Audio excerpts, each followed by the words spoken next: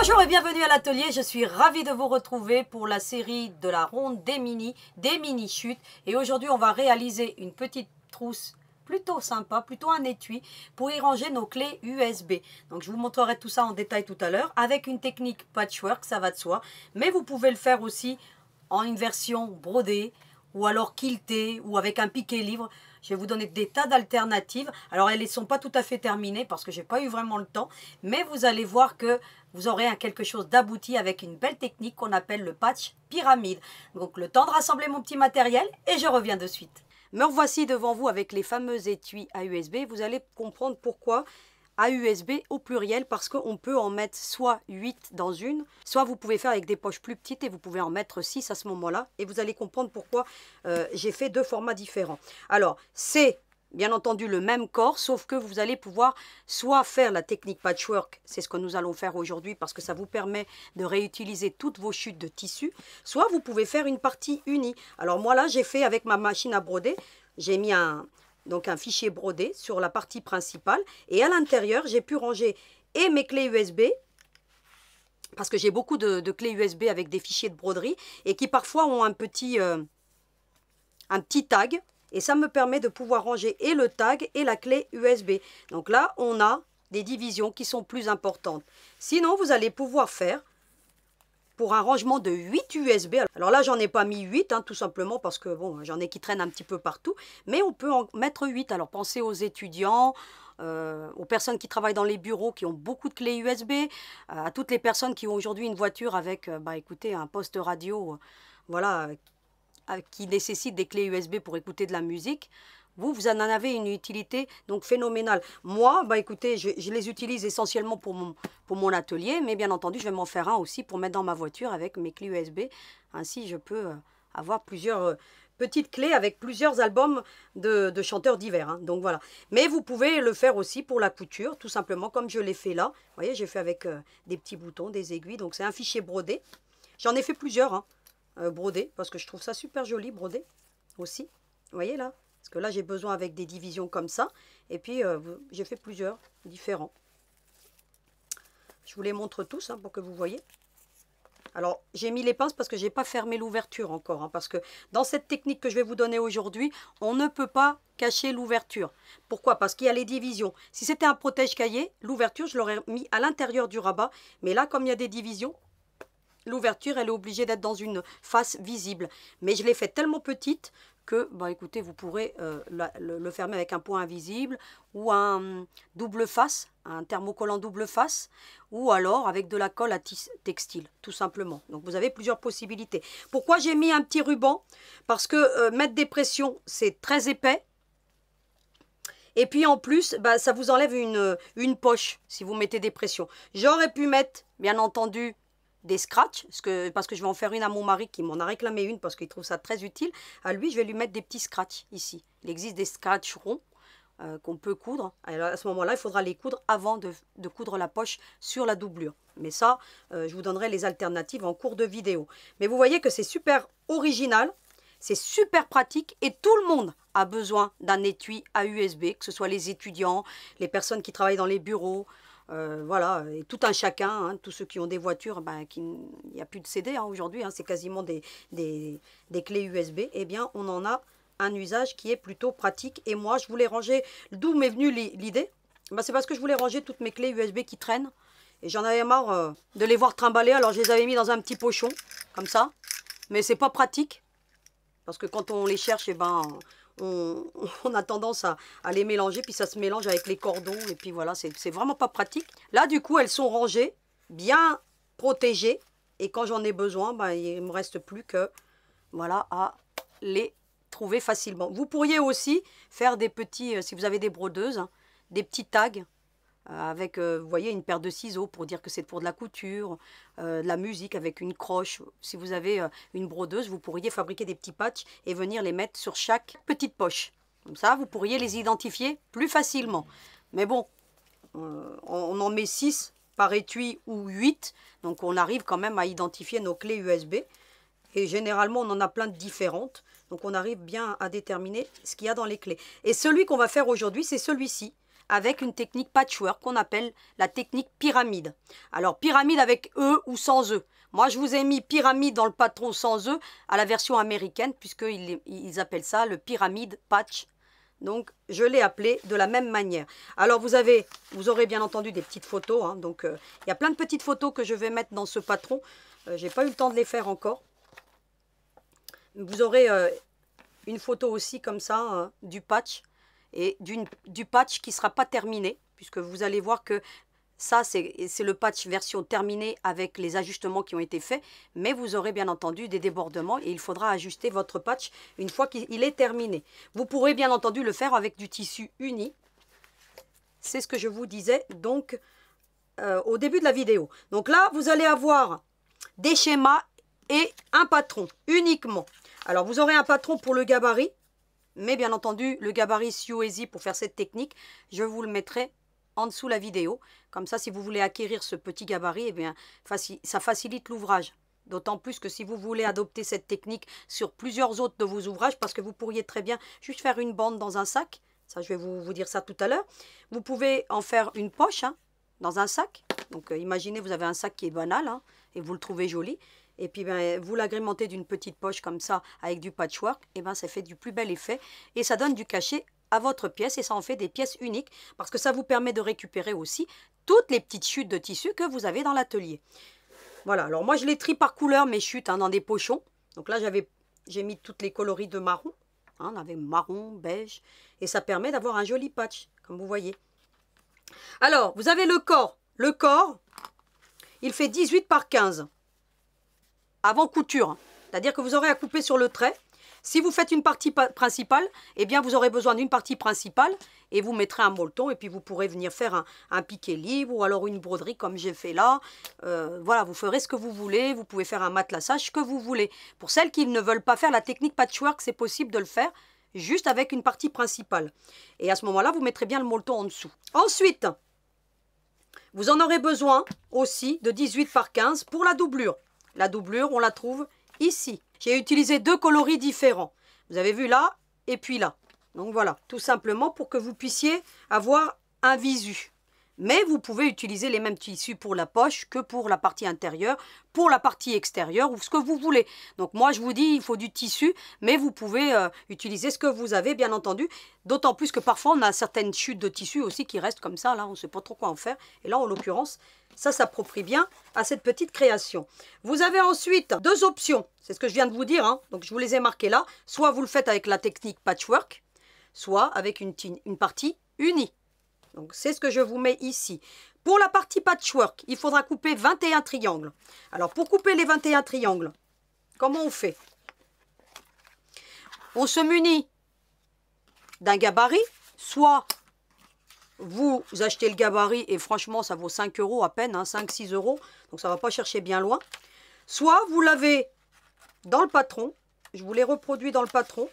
À ce moment-là, vous le mettez sur une base rigide, un carton, ou alors si vous avez un mari qui est bricolo, il vous le reproduit sur du Pessiglace. Et vous n'oubliez pas de bien enlever toutes les aspérités pour éviter d'abîmer ensuite votre cutter rotatif. Soit vous le reproduisez sur une base rigide. Si vous avez une base cartonnée, vous prenez le gabarit sur l'envers de votre tissu, vous tracez, vous prenez un ciseau basique, pas un cranteur, et vous longez le trait. Voilà, tout simplement, vous découpez et vous longez le trait. Si vous avez un gabarit comme celui-ci, ou alors votre mari vous en a fait un en Pessiglace, à ce moment-là, vous allez prendre votre gabarit, votre chute de tissu, vous la repassez pour avoir une meilleure coupe. Sinon, vous allez avoir des différences. Puis ensuite, vous posez sur votre tissu, vous prenez votre cutter rotatif, et puis vous allez, tac, vous tournez votre tapis rotatif. C'est pour ça que je vous recommande un tapis rotatif, ça facilite lorsqu'on coupe des petites pièces. Je vous le mettrai bien entendu en lien, je vous le mets régulièrement d'ailleurs. Même quand on ne fait pas du patchwork, avoir ce genre de petit tapis rotatif. Alors celui-ci c'est un petit, il en existe des 30,5 par 30,5 je crois. Je vous le mets aussi en lien parce que lorsqu'on a des gros patchs à couper, il se peut que vous vouliez le faire beaucoup plus grand. Parce que vous pouvez faire cette technique avec des triangles beaucoup plus grands. Je vais vous montrer ça. Vous en coupez 21. Alors, et vous avez plusieurs alternatives. Soit vous en coupez 21 différents, soit Et je vous ai mis quelques petites photos là, donc que j'ai téléchargées. Soit ici, vous mettez la même couleur, ici la même, et vous jouez avec les couleurs. C'est ce que je vous mets ici. Hein, vous avez plusieurs exemples, regardez ici. Vous voyez, vous pouvez faire ce genre d'effet, vous pouvez faire celui-ci. Là, vous avez même des grands triangles intégrés avec des petits. Vous pouvez, voilà, c'est une technique qui s'approprie bien à faire des effets vraiment spectaculaires. Là, moi, je l'ai fait vraiment basique, le plus simple possible, mais j'aurais pu jouer avec des coloris. J'aurais pu faire ici une couleur. Ici, j'aurais pu en mettre la même couleur. Ici, j'aurais pu faire une même couleur. Vous voyez, ça m'aurait fait des diagonales avec des triangles. J'aurais pu même aller plus loin. Une couleur ici, et puis intermédiaire, une sur deux, avec des dégradés de bleu. La même en bleu, par exemple, rien qu'avec des dégradés de bleu. Ici, j'aurais mis des dégradés de, je ne sais pas, de vert, par exemple. Vous voyez, faire des bandes différentes. Ou alors ici, une bande de blanc. Blanc, crème, cassé, et puis faire des dégradés. On peut faire des tas de choses, vous pouvez vous amuser. Vous pouvez même, pourquoi pas, faire des simulations. Et à ce moment-là, vous prenez un petit crayon, vous dessinez vos 21 triangles comme vous les avez là. Un à l'endroit, un à l'envers, un à l'endroit, et puis ensuite, vous crayonnez et vous voyez ce que ça donne. Vous prenez des crayons couleur et vous crayonnez et vous aurez ainsi votre patch terminé. Faites-le d'abord sur du papier et ensuite vous venez couper votre tissu. Voilà, et ainsi vous saurez combien de couleurs il vous faut de tels triangles. Par contre, il faudra faire bien attention à la pointe ici, c'est-à-dire que vous en aurez à l'envers et à l'endroit. Donc il faudra bien dessiner votre triangle comme vous l'avez là, et faire vos coloriages, comme ça vous donnera le sens. Vous faites bien entendu aussi attention au sens de votre tissu, à comment vous posez votre triangle. Parce que sinon là, celui-là, si je l'avais mis à l'envers, ben mon papillon, il aurait été à l'envers sur mon patch. D'accord?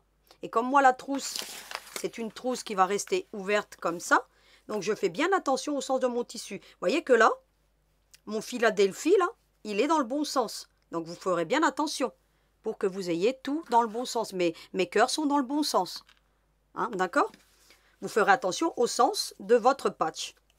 Du moins pour qu'ils restent tous dans le même sens. Parce que si vous les mettez dans le sens, vous tournez la pochette de l'autre côté, ça remettra à l'endroit. Mais si vous avez un dans un sens et un dans l'autre, eh bien ça va vous fausser tout votre travail et ça ne sera pas joli. Donc il faut bien faire attention si votre tissu a un sens. Sinon, aucune consigne particulière. Vous coupez vos 21 triangles. Voilà, différents. Bon, là, moi, c'est vraiment pour utiliser toutes les chutes. C'est pour ça que je vous le propose comme ça. Ensuite, on va se concentrer sur les poches. Puisqu'on a la doublure. La partie principale, on va la faire devant la machine.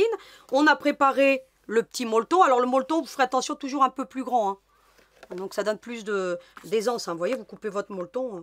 Pareil que la doublure, vous laissez une petite marge. Alors, faites-vous un gabarit. Hein. Ça facilitera le traçage ensuite. Voilà, hein. Donc la partie principale, on a là.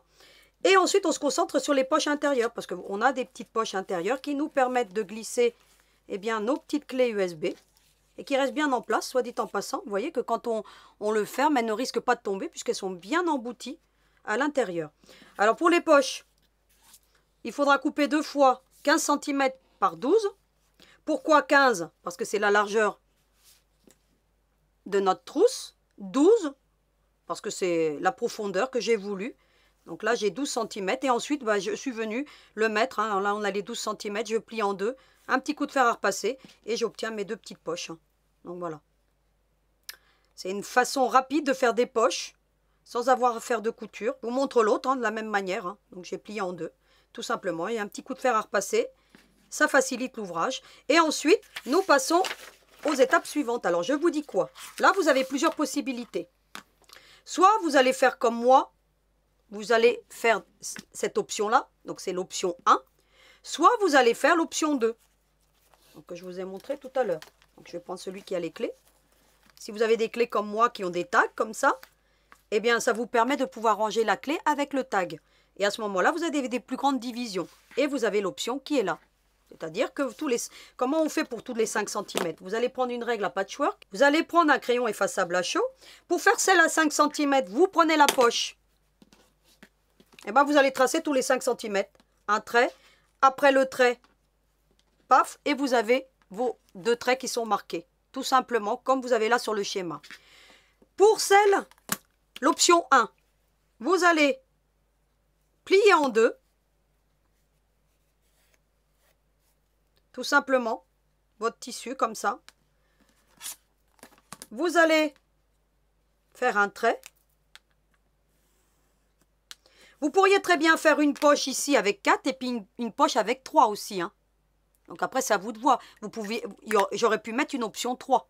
C'est-à-dire qu'une poche avec 4 et puis une poche avec 3. Donc je ne vous le mets pas hein, donc, dans l'option, mais vous pouvez bien entendu faire ce genre de système. Donc là, pour faire celle-ci, l'option 1, vous partez à partir du milieu. Et ensuite, vous mesurez, à partir du milieu, vous mesurez 3 cm et demi. D'un côté, 3 cm et demi d'un côté. Vous retournez et à partir du milieu, vous remesurez 3 cm et demi. Voilà ce que ça donne. Et ici, on aura la marge de couture. Du coup, elles seront toutes de la même largeur ensuite. Voilà. Vous faites comme ça ou alors vous mélangez les deux options. J'ai préparé mes deux poches. Ainsi, eh bien, à la partie couture, il n'y aura plus qu'à les coudre sur la doublure. Je vais vous montrer ça très rapidement, mais je pense que le montage, vous allez vraiment comprendre très facilement parce que c'est vraiment très très facile à faire. Hein. Ensuite, qu'est-ce que je vous dis? Je vous dis qu'il y a plein de petites fournitures, donc j'ai rajouté le briquet qui manquait. Il vous faut 2 rubans de 20 cm, c'est ce que je vous mets là. Ruban 10 mm, 2 fois, donc là ici je vais peut-être mettre comme ça un petit trait pour que vous compreniez. 2 fois 20 cm, de préférence du gros grain. Parce que le gros grain, je trouve qu'il y a une meilleure résistance. Et vraiment, voilà, il y a moins de difficultés. Vous voyez, ça glisse moins et ça tient surtout mieux que du satin. Donc voilà, quand vous allez faire le nœud, vous êtes sûr qu'il tient bien. Vous pourriez très bien aussi mettre un élastique rond et venir mettre un bouton. C'est une possibilité aussi. Vous mettez ici un élastique, vous savez, les élastiques ronds ou même un élastique plat. Hein, et puis vous mettez ici une petite encoche, un petit morceau, 5 cm, 5-6 cm. Vous le cousez de la même manière que ce qu'on va coudre le ruban. Puis ici, vous n'aurez plus qu'à fixer un bouton et ça viendra se mettre comme ça. Et ça peut faire très joli. Donc pour une version pour un homme, pourquoi pas hein, parce que c'est vrai que mettre des scratchs, ça demande peut-être plus de travail. Mais vous mettez un petit élastique, un petit bouton ici. Et il n'aura plus qu'à mettre le bouton et vous faites une version masculine. Vous pourriez le faire avec du jean. Hein. Plein de triangles mélangés de jean, ça peut faire quelque chose d'extraordinaire. Hein, d'accord? Mélanger du jean avec du velours aussi, ça peut donner un style vraiment sympa, un style désigual. Donc voilà, vous pouvez vraiment mélanger les matières. Justement, c'est ce qui va faire le plus bel effet pour cette technique pyramide. Vous aurez besoin de stylos et puis toutes les fournitures que je vous mets. Et puis du fil à coudre pour venir fermer la petite ouverture que je vais vous montrer, qui sera là. Donc vous voyez, je ne l'ai pas encore fermé, mais avec un petit point invisible. Ou alors vous prenez du thermocollant double face qu'on utilise souvent pour faire des ourlets. Donc vous mettez un petit morceau là, un petit coup de fer à passer. C'est peut-être ce que je vais faire. Hein. Comme ça va aller plus vite. Et puis hop, ça tient bien. Pas de point invisible. Et vraiment pour ce genre de petit trou, ça va très bien. Ou alors de la colle. Mais honnêtement, je préfère le thermocollant double face. Et c'est peut-être ce que je vais faire. Je vais en mettre un bout, un petit coup de fer à repasser et on n'en parle plus, c'est fait. Donc ça évite de coudre à la main, pour celles qui n'aiment pas. Donc ça peut être quelque chose de très bien. Ensuite, je vous ai mis les quelques compositions qu'on peut faire avec la technique pyramide. Et ensuite, je vous mets un petit verset, comme habituellement, sur la fidélité. Donc, celui qui est fidèle dans les petites choses est aussi fidèle dans les grandes. Celui qui est malhonnête dans les petites choses est aussi malhonnête dans les grandes. Et sachez-le, la fidélité, c'est un des fondements qui vraiment me caractérise et qui est vraiment très important pour moi. Parce qu'il est important d'être fidèle aussi bien en amour qu'en amitié et surtout envers soi-même, c'est-à-dire de garder ses propres valeurs et de ne pas en déroger, de rester toujours avec cette ligne de conduite. Et c'est ce que je vais continuer à faire sur cette chaîne. Et maintenant, il ne me reste plus qu'à vous retrouver dans la partie couture pour poursuivre ce cours. Alors à tout de suite. Me revoici donc avec tous les éléments à coudre. Nous allons commencer par la doublure, comme ça on sera tranquille. Vous avez la doublure, vous avez les poches, on a fait les traçages. Je vous montre. C'est plié là. D'accord? Donc la pliure vers l'intérieur. Comme ça, voyez. Vous positionnez bien. Alors tout en alignement, vous essayez d'être droit. Hein. Vous commencez par le milieu et on commence toujours du bas pour avoir une meilleure couture. Et puis vous allez coudre sur le trait tout simplement. Alors celles qui ont un triple point sur leur machine, je le recommande vivement. Ça fait très joli le triple point. Hein. Donc là moi je ne l'ai pas sur ma Manexio. Mais vous avez le triple point et ça peut faire quelque chose de très joli. Vous pouvez éventuellement, pour donner plus de solidité, faire un double point. C'est-à-dire un parallèle à l'autre. Sinon, utilisez le triple point. C'est très joli. Et c'est beaucoup plus solide. Vous voyez, j'ai fait un double point. Hein. Vraiment proche l'une de l'autre. Et vous allez faire ça, bien entendu, sur toutes les marques. Et bien entendu, de l'autre côté, vous positionnez comme ceci. Et vous faites la même chose. Bien entendu, là, vous allez coudre là. Vous allez coudre là, là, et là, et là. Et votre partie donc, de la doublure avec les poches sera terminée. Ensuite, vous ferez une petite couture de maintien tout le contour pour bien la fixer. Comme ça, vous êtes tranquille aux prochaines étapes. Donc, ce que je vais faire hors caméra. Voilà ce qu'on obtient. On a les petites poches qui sont fixées. J'ai fait ma petite couture de sécurité, hein, moins qu'un pied de machine, hein, pour que ça facilite les prochaines étapes. On obtient ce genre de choses. Donc voilà pour la partie de la doublure et les poches sont positionnées. Donc ça va très très vite. Vraiment, cette trousse, elle est vraiment rapide. Hein. C'est la technique qui demande un peu plus de temps parce qu'il faut couper tous les triangles et puis l'assemblage. Mais concrètement, ça va vraiment très très vite. Je sais pas si vous avez déjà remarqué un triangle avec 60 degrés. Eh bien, vous avez la base qui est toujours plus grande que les latérales. Donc, il faudra bien faire attention à comment vous positionnez votre triangle lorsque vous allez le coudre. Ici, par exemple, la base, elle mesure 8 cm. Et vous allez voir que chaque côté, il fait 7,5. Si on devait mettre la pointe, d'accord, 7,5. Eh bien, là, pareil, hein, de l'autre côté. Et là, vous voyez, il fait bien 6,5. Vous ferez attention, la base est toujours plus grande. Hein. Donc, voilà. C'était pour vous expliquer comment était fait ce gabarit. Vous avez dû remarquer que ce triangle, ce gabarit hein, du moins, n'a pas de pointe. Pourquoi il n'a pas de pointe? Déjà dans un premier temps, ça vous permet de voir le sens de votre triangle. C'est-à-dire que là, il est dans le bon sens. Voyez? C'est-à-dire qu'il est vraiment bien positionné pour que vous puissiez le mettre sur votre gabarit. Et là, vous savez qu'il est retourné. C'est-à-dire que vous ne le metteriez pas comme ça. Parce que là, vous voyez, la pointe, elle est coupée et ici, eh bien, c'est plus long. Donc, vous n'obtiendrez pas quelque chose de uniforme. C'est pourquoi la pointe qui est coupée là, et c'est pour ça qu'on la met souvent dans les gabarits, eh bien, c'est pour justement, on puisse trouver le sens dans lequel on doit le positionner. Vous voyez que là, il est à l'envers, hein, le triangle, et là, il est à l'endroit. La pointe le détermine bien. Donc, vous ferez bien attention lorsque vous allez positionner tous vos triangles. Notamment, ça va vous indiquer le sens de votre tissu. Vous avez vu qu'ici, on a cette pointe qui est coupée. Et aussi, ça vous permet de faire bien les jonctions lorsqu'on va les coudre. Pour faire cette technique patchwork, je vous recommande de prendre un pied à un quart avec un guide. Vous avez une espèce de lamelle comme ça qui va vous permettre de bien coudre tout avec une marge d'un quart. Parce qu'il faut savoir qu'en patchwork, c'est toujours des marges à un quart qu'on utilise. Donc, ça vous permet de bien les faire. Je vous avais déjà montré ce genre de semelle. Je voulais vous montrer aussi autre chose que j'ai oublié de vous montrer tout à l'heure. Il en existe une multitude hein, des triangles 60 degrés, mais il existe aussi dans la même catégorie. Donc des gabarits de Marty Mitchell, hein, donc, qui est une patcheuse renommée et qui fait des gabarits qui sont d'une qualité qui est beaucoup mieux que celui-là d'ailleurs. Parce que celui-là, il glisse un petit peu. Donc quand vous allez le maintenir sur votre plan de coupe, vous le tenez bien. Parce qu'il n'est pas antidérapant. Par contre, ceux de Marty Mitchell, ils sont antidérapants. Et ça, c'est plutôt pas mal. Alors là, vous allez me dire, ouais, mais c'est pas un triangle 60. Si on prend juste la moitié du gabarit, eh bien, on a le triangle de 60. Sinon, c'est la technique aussi du diamant. Le diamant, tout simplement, qui vous permet de faire tous ces patchs-là. Ça vous permet de faire des chevrons, ce qu'on a déjà fait, les chevrons. Ça vous permet de faire des patchs avec des étoiles, avec des cubes. Et vous avez ici, si vous utilisez la moitié de ce gabarit, la technique qu'on va faire aussi de la pyramide, ce qu'on va faire aujourd'hui. Voyez?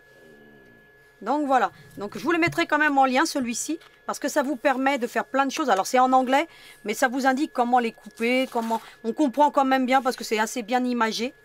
Et donc on comprend vraiment ce qu'il faut faire. Hein. Et l'assemblage et tout. Hein. Donc ils sont vraiment très bien faits, hein, ceux de Marty Mitchell. Sauf que, bah voilà.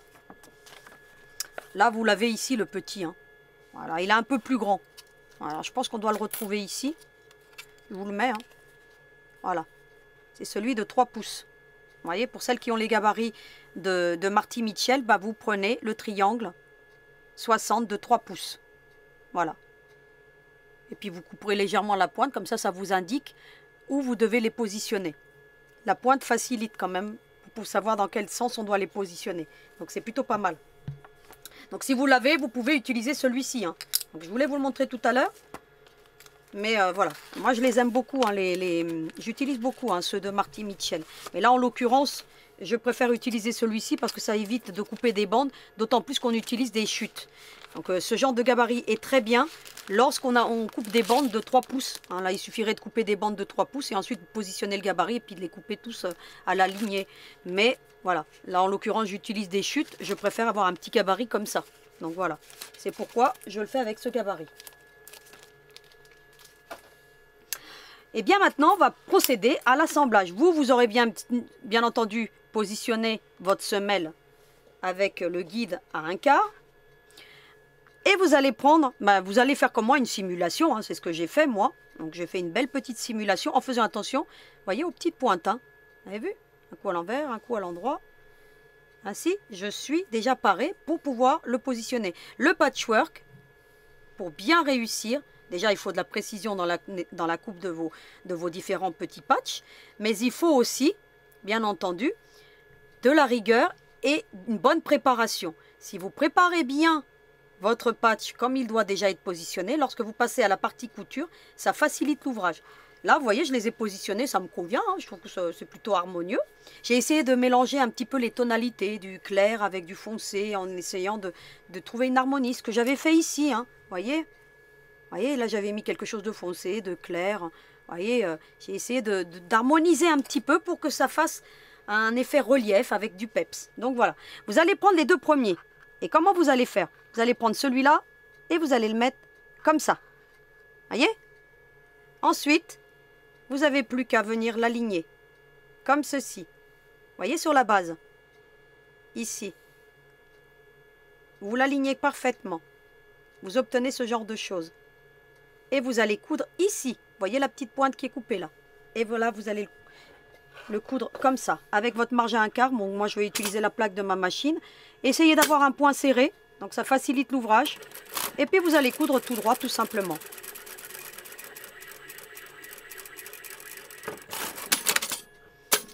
Et vous allez déplier et ouvrir votre couture. Vous obtenez ceci. Et vous voyez qu'on obtient le diamant.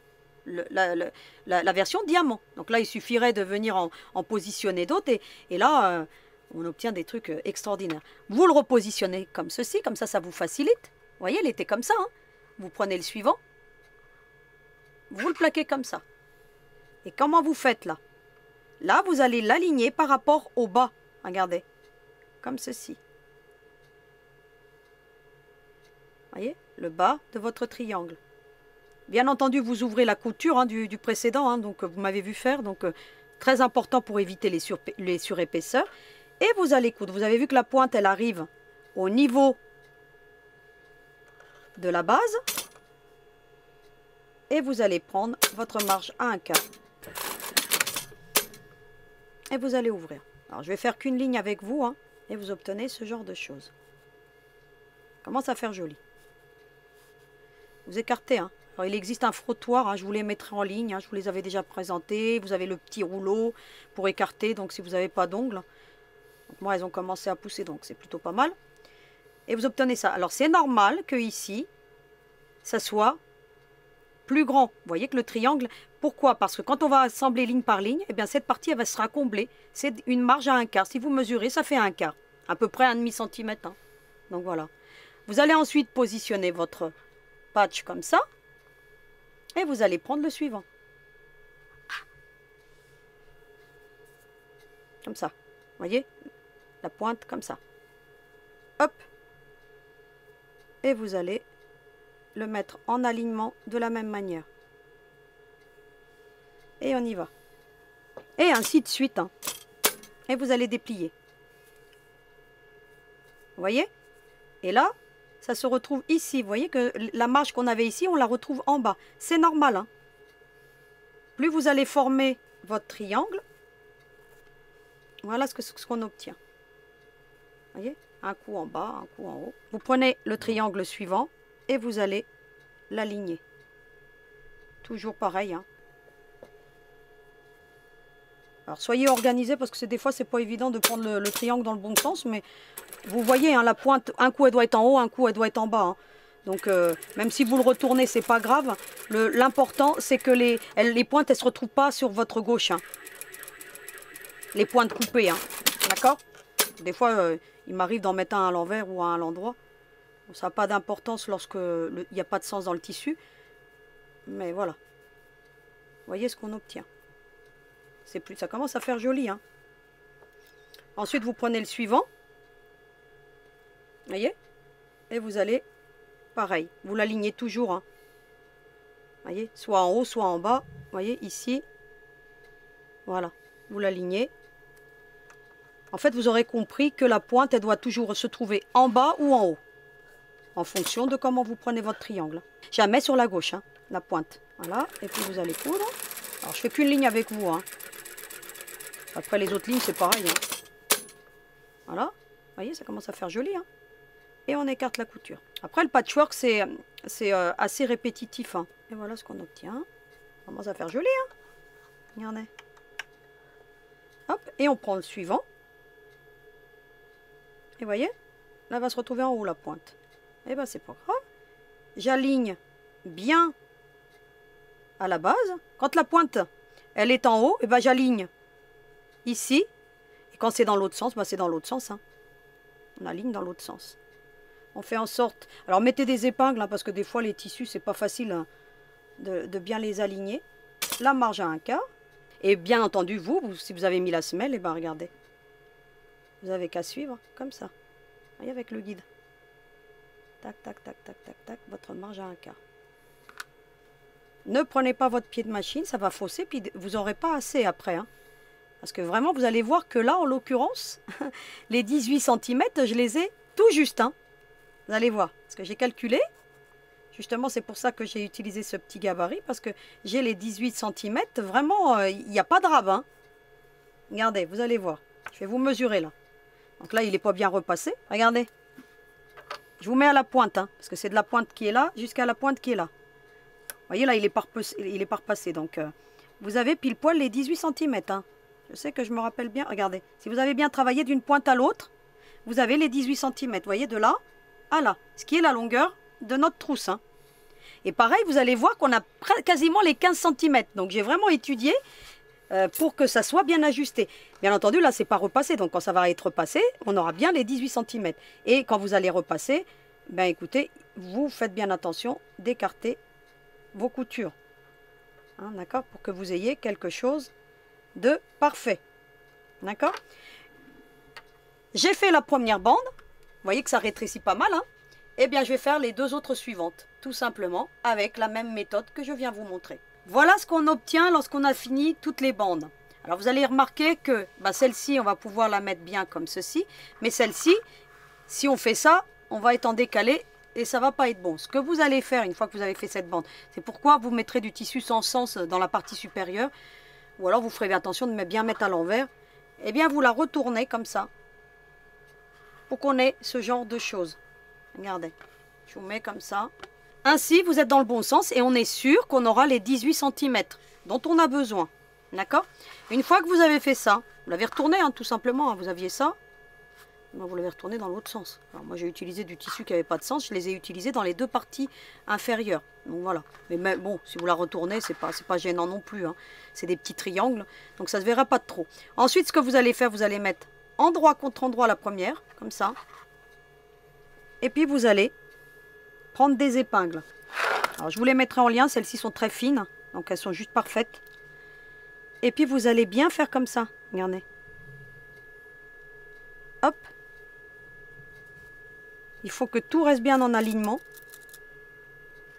Et vous faites en sorte que votre épingle, elle repart au sommet du triangle. Voyez, comme ça.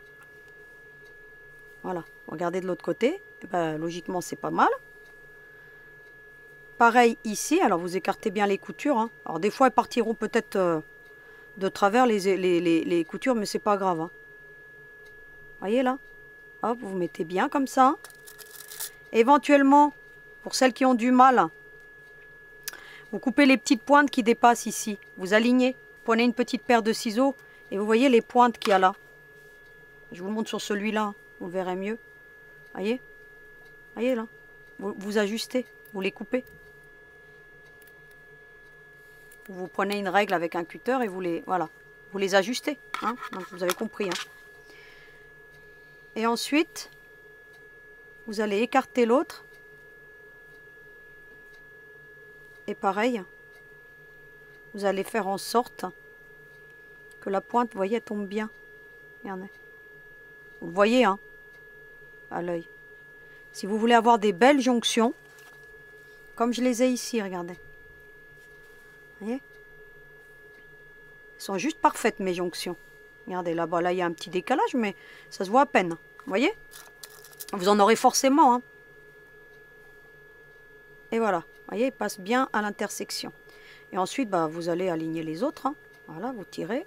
Parce que vous avez des tissus parfois qui sont plus légers que d'autres, donc pas toujours évident de bien les aligner. Et là, pareil, au bout. Alors, je vous recommande quand même de les couper, ces petites pointes, surtout si vous utilisez le pied avec le guide. Parce que ça risque de vous gêner. Donc, moi, comme je ne l'utilise pas, vous voyez, vous faites ça après. Hein, comme ça. Et tac, tac, tac, tac, tac. Et vous voyez, ici, vous y arriverez, mais si la pointe est gêne, ça risque de vous faire dévier. Donc, coupez-les, les petites pointes. Hein. D'accord? Après, si vous êtes comme moi, vous avez l'habitude, ben voilà. Hein. Moi, j'utilise ma plaque hein, pour coudre, hein, tout simplement. Hein. Regardez. Voilà. Hop, hop, hop. Moi, je vais arriver ici, je vais enlever l'épingle parce que sinon, ça ne va pas coudre.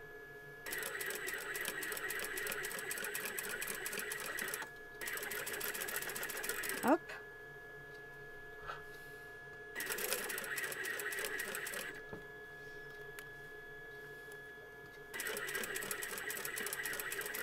Alors faites pas de vitesse avec le patchwork, ça sert à rien. Vous avez vu que je couds vite bah, quand je peux le faire. Et puis quand c'est du travail qui est comme ça, minutieux, bah, j'y vais tout doux. Hein.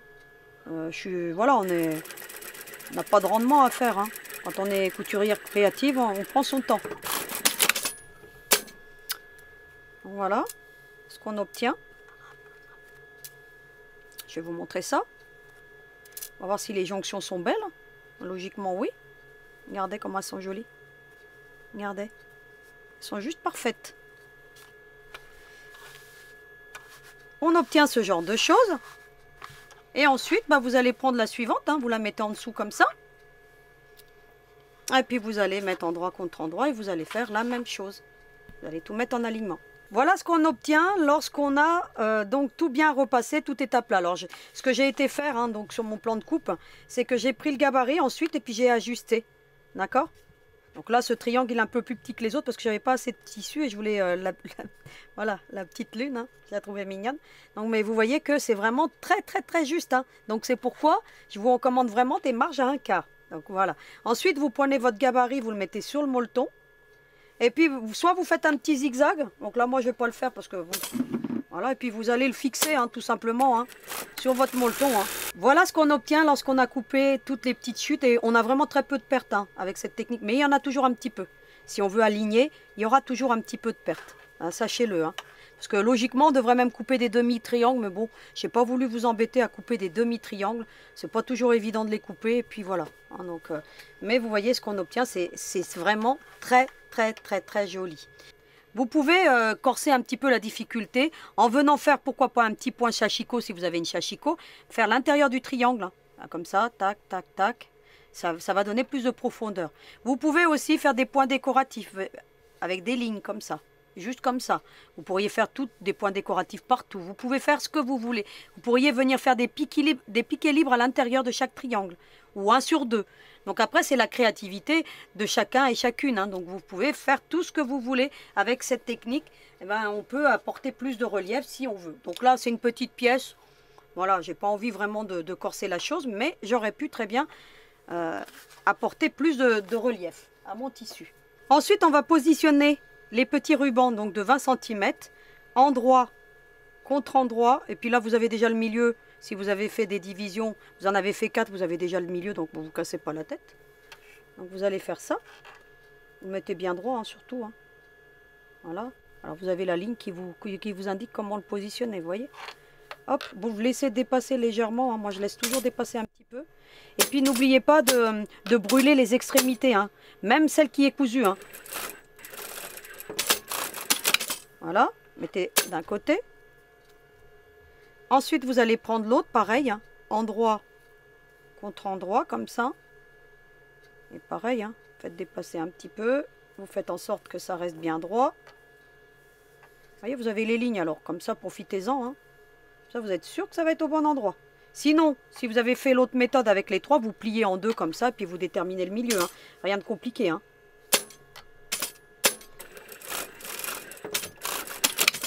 Une petite couture de maintien. Vous voyez que je l'ai laissé dépasser légèrement. Moi, j'aime bien.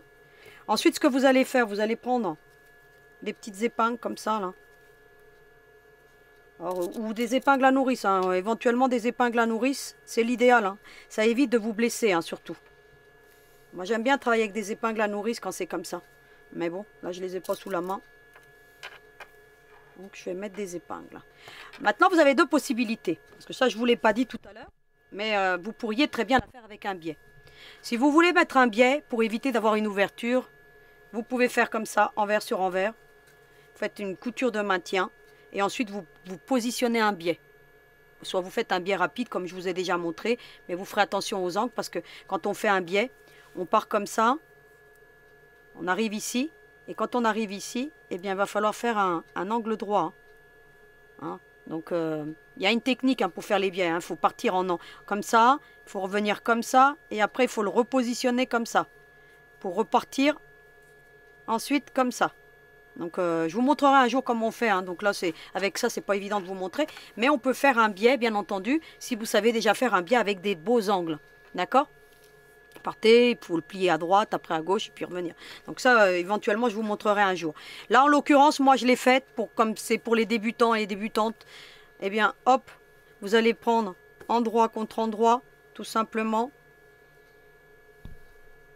Vous allez mettre des petites pinces. Moi, j'aime bien les pinces. Donc, tout ça, je vous le mets en lien, hein, comme habituellement. Tac. Et si vous avez bien travaillé, eh bien, tout vient bien se plaquer. Vous tendez bien votre tissu parce que moi celui-ci, c'est un tissu qui est un peu léger. Hein. Vous voyez, on le voit par transparence, il n'est pas... Voilà, c'est un tissu vraiment... voilà. Je me demande si c'est pas même du voile de coton. Vous voyez? Je pense pas, mais il est vraiment léger ce coton. Ensuite, ici, vous allez déterminer une ouverture. Alors, vous avez les poches. Faites attention aux poches, vous voyez? Un peu plus loin que les poches, hein, les ouvertures. Hein. Hop, vous faites ça.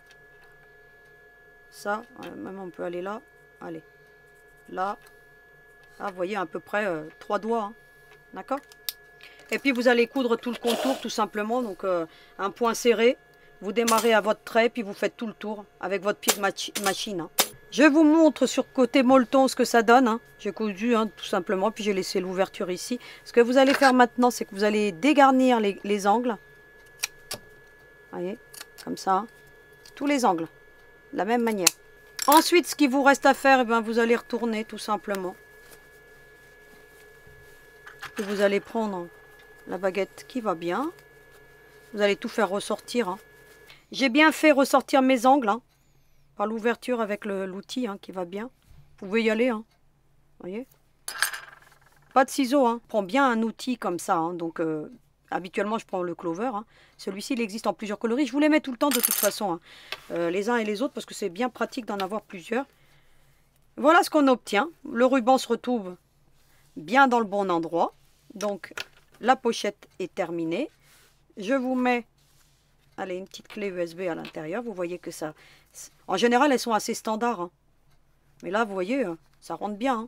Il faut fermer l'ouverture ici. Hein. Vous mettez soit de la colle, soit du thermocollant, soit un point invisible. Hein. Moi, je vais peut-être mettre du thermocollant. Hein. Donc, spécial ourlet. Hein. Vous coupez un petit bout, vous mettez entre les deux là.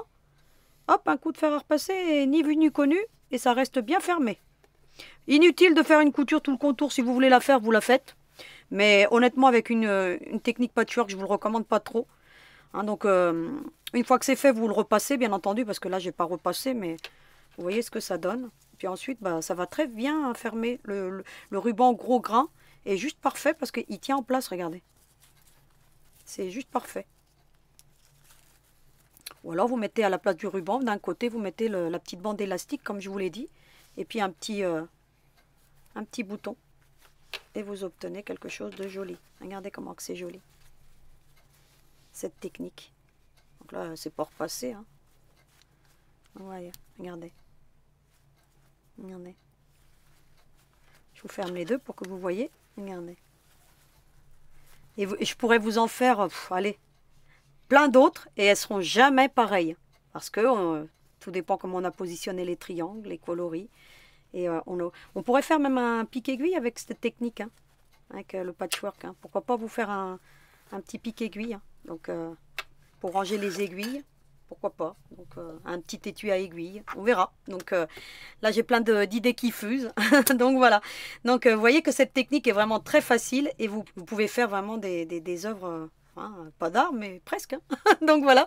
Donc, je vous retrouve pour le petit mot de la fin. Alors, à tout de suite. Eh bien, on a terminé encore un projet super sympa avec des chutes de tissu. La ronde des mini continue son petit bonhomme de chemin. Et la semaine prochaine, on va faire un nouveau projet avec toujours des petites chutes de tissu. Donc, je suis encore en train de travailler dessus.